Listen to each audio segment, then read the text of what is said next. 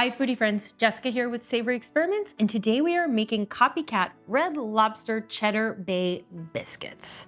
But before we get started, make sure you like, comment, and subscribe on all of our videos. They come out every Wednesday and we'd love to see you there.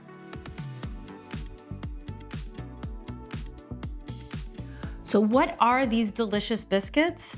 If you've ever been to Red Lobster, you've probably had your fill because they just keep coming to the table. They are delicious biscuits with a soft crumb that have cheese, garlic, and butter. What could be better? I could probably just eat biscuits for an entire meal, honestly. So this is my quick and easy recipe. It's versatile and it goes with just about any meal. We are starting with 2.5 cups of Bisquick. Bisquick is an excellent corner cutter. It has flour, baking soda, and salt, and it's cut with a little bit of lard, which is just fancy for fat and also flavor. And I'm gonna add garlic powder to this. We're using 1.5 teaspoons of garlic. Teaspoons in there. Whoop, a little bit more garlic, but you know how I feel about garlic. You measure that with your heart. Okay, go ahead and whisk this. Whisking this does two things. It's gonna make sure that the garlic is evenly distributed throughout the dry mixture, but it's also gonna break up some of those clumps in the Bisquick.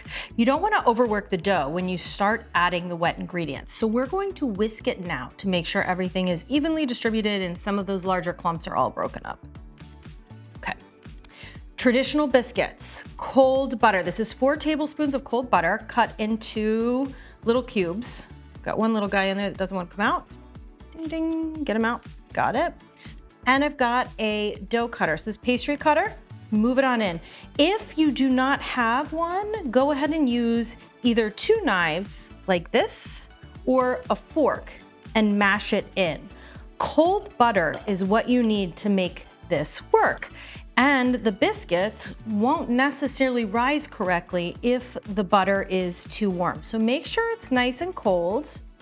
Cold butter is gonna help make your biscuits light and airy. It's gonna create pockets that create steam, which makes for a nice light and fluffy biscuit opposed to a dry, flat biscuit.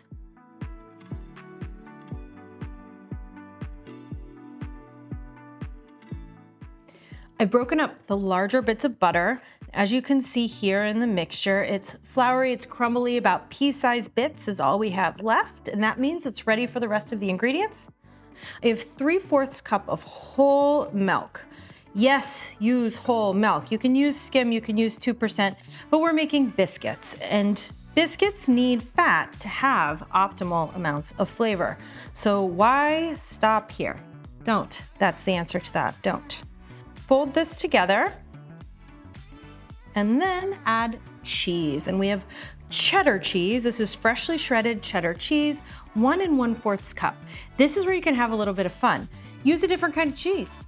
Cheddar is the most classic for this biscuit, but if you want to have a lot of fun, you can have your spatula break while you are stirring. Always a good time. But we keep on moving, don't we? Okay, so use pepper jack cheese, have a little bit of spice. You can use Swiss, you can use Gouda, like a smoked Gouda. It's gonna smell amazing in the oven. And you can use a blend. This is actually one of my favorite recipes to use up all of those little odds and ends of cheese in the fridge. You've got little bits and pieces here and there, throw them all in. You can also use fresh herbs. If you have any fresh herbs left over, go ahead and throw those in too. Okay, dough is just coming together and that's where you want it. Don't want to overwork the dough or else we're going to have dry biscuits. Move these aside. I've got a parchment lined baking sheet. We are going to make 6 large biscuits, but you can totally make a couple of smaller ones. These are drop biscuits. And the beauty of this is I don't have to roll them out. I don't have to cut them. And they're going to be beautiful in their imperfection. I do want to make sure that they're all about the same size. They're a little sticky, that is fine. We don't want the dough to be too tight. Make sure the biscuits are all about the same size or at least about the same height so that they cook evenly. The parchment will help prevent sticking. They won't spread too much. You don't have to have them too far apart from each other, but you also don't want them touching, otherwise they'll just steam. I'm gonna go back through and even these up once I get all of the dough into biscuits. This one needs a little bit more. That one could use a little bit more. Okay, so I'm just gonna use my spoons to kind of tighten them up a bit, as my nephew would say. Again, doesn't have to be perfect. In fact, all of those little nooks and crannies on the dough here is gonna be the perfect place for butter to hide. Because although we've added butter to the biscuit dough, we are going to baste them with garlic butter after they come out of the oven to make them totally rich and decadent.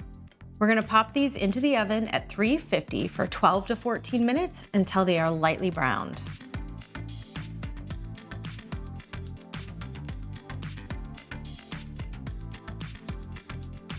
Our biscuits are hot and out of the oven. They spread a little bit, but you know what? That's perfectly fine. These are drop biscuits. They're not supposed to be perfectly formed biscuits. I have hot butter with garlic, parsley, and a little bit of salt that we are going to baste these with. They're going to be over the top. Everything you love about Red Lobster. Biscuits need butter, right? More butter, more better.